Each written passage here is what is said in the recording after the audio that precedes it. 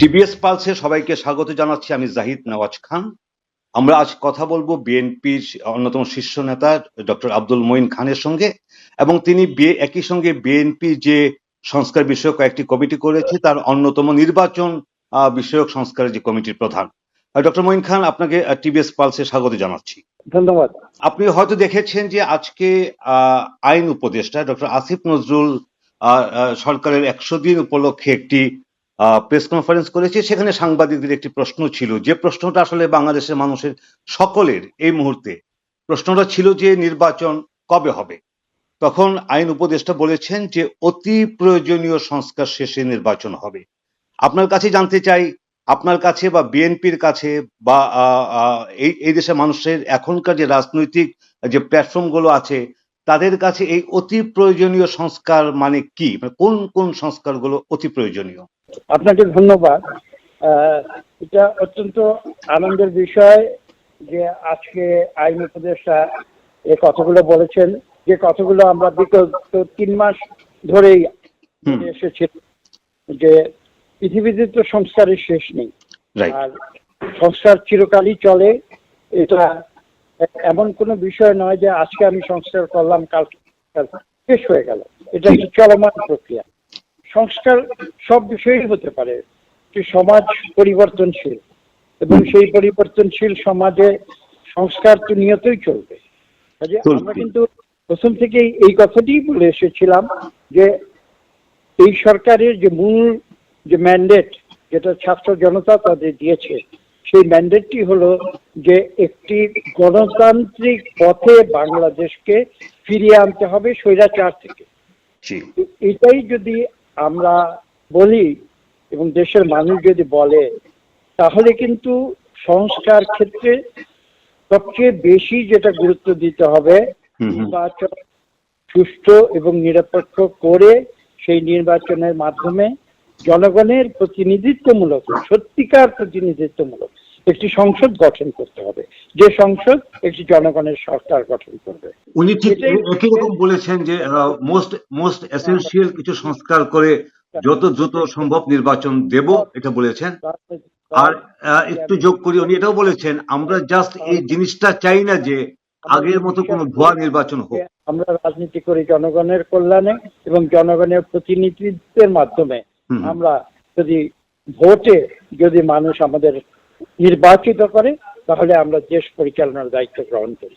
এই নীতিতে আমরা এবং এই দেশে কোনো মৌলিক পরিবর্তন আনতে গেলে সেটা কিন্তু একটি নির্বাচিত সরকারই করতে পারে। অন্য কেউ এটা করতে গেলে তখন বিভিন্ন রকমের প্রশ্ন চলে আসে।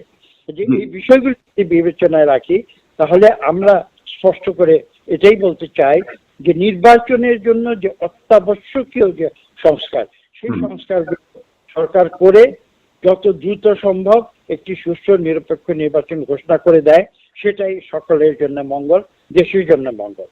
উনি একই সঙ্গে কোন বিষয়গুলি এখানে গুরুত্বপূর্ণ, ডক্টর মঈন খান, উনি একই সঙ্গে আরেকটা বিষয় বলেছেন, একটি নির্বাচন কমিশন নতুন করে গঠন করতে হবে।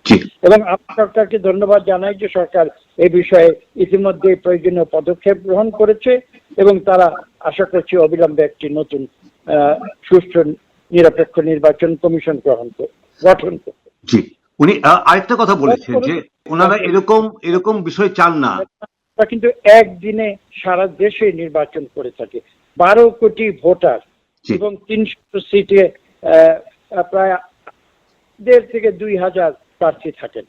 এই বিষয়গুলো বিবেচনা করলে যে ম্যান পাওয়ার তাদের লাগবে, নির্বাচন কমিশনের তো সেই ম্যান পাওয়ার নেই। সরকারের কাছ থেকে জনবল তারা অনুরোধ করে নিয়ে নেয় নির্বাচনী প্রক্রিয়াটি সম্পন্ন করার জন্য। কাজে এখানে বলার অপেক্ষা রাখে না, এখানে যে সংস্কারটি করতে হবে সেটা অত্যন্ত গুরুত্বপূর্ণ। সেটা হচ্ছে প্রশাসনিক সংস্কার, অর্থাৎ সরকারি কর্মকর্তা কর্মচারী যাদের সাহায্য নিয়ে নির্বাচনটি করা হবে তাদের নিউট্রালিটি, নিরপেক্ষতা হয় এবং তারা যেন কোনো রাজনৈতিক দলের লেজুর ভিত্তি না করে। এটা হচ্ছে নির্বাচনী সংস্কারের মূল কথা। তারপরে প্রশাসনের বিষয় আছে, আনসারদের বিষয় আছে, তারপর শিক্ষকেরা। সাধারণত আমরা দেখেছি যে স্কুল কলেজের শিক্ষকেরা গ্রামে গঞ্জে তারা জি। বিভিন্ন ভোট কেন্দ্রে presiding officer, assistant presiding officer, polling officer. নির্বাচনকে সুষ্ঠু এবং নিরপেক্ষ করতে তাদের গুরুত্ব অপরিসীম। কাজে এই যে সংস্কারগুলি অত্যাবশ্যকীয় সংস্কার যেগুলো আমি বললাম উল্লেখ জি। করেছি, সেগুলো সংস্কারগুলো সম্পন্ন করতে খুব বেশি সময়ের প্রয়োজন হয় বলে আমি মনে করি না। কত সময় লাগতে পারে? আমি আপনাদের সামনে আপনাদের মাধ্যমে জাতির সামনে উপস্থাপন করতে চাই। সেটা হচ্ছে যে আমরা 1991 সালে দেখেছি যখন চরম দুঃশাসন চলেছিল 80-র দশকে ভাগ, সেই চরম দুঃশাসন থেকে মাত্র 3 বছরের যে মাত্র 3 মাসের একটি কেয়ারটেকার সরকার, জি। সেই সময় আসছে শাহাবুদ্দিনের নেতৃত্বে। মাত্র 90 দিনে একটি কেয়ারটেকার সরকার প্রয়োজনীয় সংস্কার সম্পাদন করে বাংলাদেশের ইতিহাসে সম্ভবত সবচেয়ে সুষ্ঠু এবং নিরপেক্ষ নির্বাচন সম্পাদন করেছিলেন। কাজেই এটা অত্যন্ত গুরুদায়িত্ব, কিন্তু এই গুরুদায়িত্ব পালন করাটা এমন কোনো কঠিন কাজ বলে আমি বিবেচনা করি না।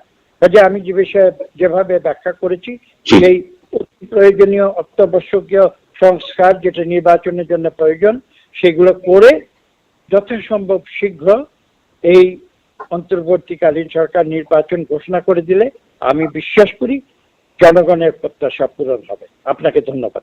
জি, আপনাকে অনেক ধন্যবাদ।